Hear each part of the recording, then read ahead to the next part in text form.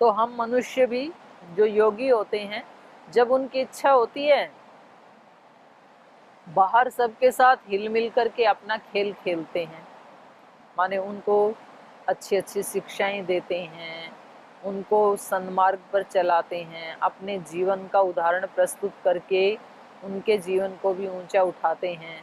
और जब उनकी इच्छा होती है तो अपने अंदर डुबकी मार के समाधि में चले जाते हैं। जब उनकी इच्छा होती है तो वो बाहर सबके साथ एक सामान्य जीवन जीते हैं।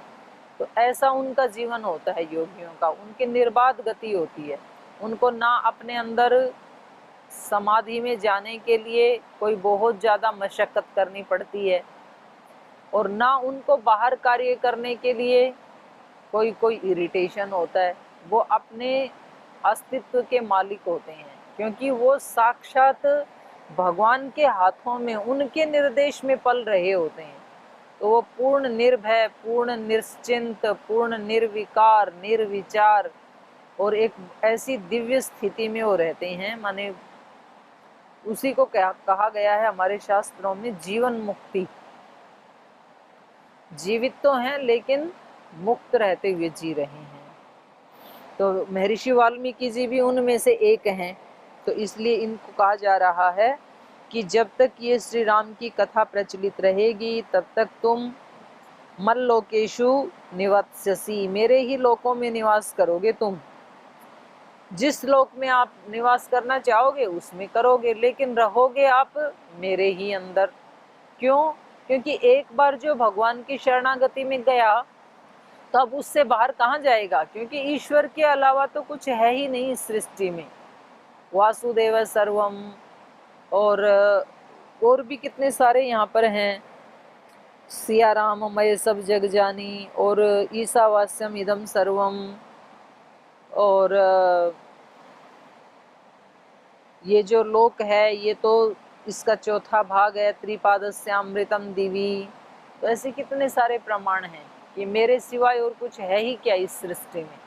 लोग तो कहते हैं कि भगवान कहाँ है, और जिन्होंने जाना वो कहते हैं कि आप ये बताओ वो कहाँ नहीं है, वो उसी का ही अस्तित्व है, उसके अलावा हम कुछ अलग हैं ही नहीं, वो ऐसे कहते हैं।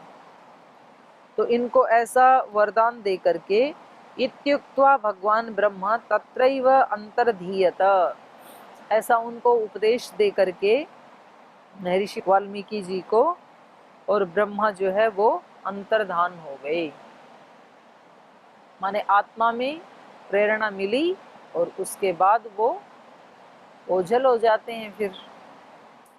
ततः स शिष्य भगवान मुनि विस्मयम आययौ, तो अपने शिष्यों के साथ बैठे थे और जो ये उनको प्रेरणा हुई, जैसे ही समाधि लगी और उन्होंने ये सारा वृत्तांत स्पष्ट रूप से सुना, तो इसी को हमारे यहाँ कहा गया है श्रुति परंपरा।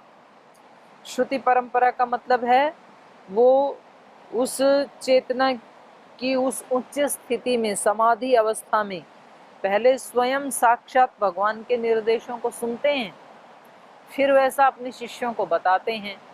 और क्योंकि अभी ताज़ा ताज़ा सुना हुआ है तो शिष्य उसको तुरंत ग्रहण कर लेते हैं, और वो ऐसे स्थानों में रहते हैं जो, जैसे यहाँ का ये दृश्य है पावन, जो संसार के जो नेगेटिव वाइब्रेशंस हैं वो वहाँ पर टच भी नहीं कर पाती हैं। ऐसे तपोवनों में ऋषि रहते हैं, तो उनके साथ रहते रहते उनके जो शिष्यगण होते हैं, क्योंकि उनका पवित्र जीवन होता है, ब्रह्मचर्य पूर्वक जीते हैं, ईश्वर प्रणिधान की स्थिति में जीते हैं, यम नियमों का सहज ही पालन होता है उनके जीवन से, तो उनके भी इतने पावन चरित्र होते हैं कि उनमें आपस में कोई प्रतिस्पर्धा का भाव या कोई शक करने का, आशंका करने का भाव कभी उनके हृदय में आता ही नहीं है।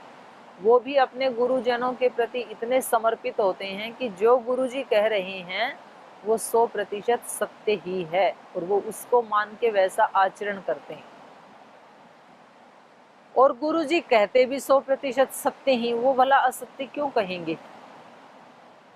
तो ये जो ऋषियों का परिवार होता है, संतों का परिवार होता है, किसी ऐसे तपोवनों में वो कहीं मिल जाए किसी व्यक्ति को, तो फिर उसको किसी दूसरे स्वर्ग की आवश्यकता नहीं होती है, इच्छा भी नहीं होती है, क्योंकि ये इतना पावन है कि गुरु पहले समाधि में उसको देखते हैं और फिर अपने शिष्यों को बोल देते हैं वैसा, फिर शिष्य भी वैसा ही सुन के वैसे ही बन जाते हैं, फिर वो अपने शिष्यों को बोल देते हैं। तो ये श्रुति परंपरा से वेद या ज्ञान आज तक हमारे यहाँ चलता आया, और यही कारण है कि सृष्टि के आदि में जो ज्ञान वेद के माध्यम से ऋषियों को भगवान जी ने दिया, उसको आज तक कोई नष्ट नहीं कर पाया, क्योंकि वेद नाम है जीने का। वेद का मतलब जीना, वेद मतलब कोई पुस्तक नहीं है। और जो खुद वो ऐसा जीते हैं तो वो ऑटोमेटिक ही ट्रांसफर हो जाती है अगली पीढ़ी में। वो चीजें नहीं जीते हैं तो वो वहाँ कट हो जाती है वो विद्या। फिर सत्य का या विद्या का नाश नहीं होता, वेद का नाश नहीं होता, वेद को न जानने वालों का नाश हो जाता है, सत्य का कभी नाश नहीं होता है। फिर कोई ऐसा ऋषि पैदा होगा महर्षि दयानंद जैसा, फिर से वेद उसके सामने ऐसे ही अपने आप को अभिव्यक्त कर देंगे, प्रकट कर देंगे। और जब वो ऐसे ऋषि पैदा नहीं होंगे तो वो विद्या अपने ही स्वरूप में रहेगी। फिर तो जैसे आत्मा कभी नष्ट नहीं होती है, ऐसे ही ज्ञान भी कभी नष्ट नहीं होता है ईश्वर का, वेद कभी नष्ट नहीं होता है।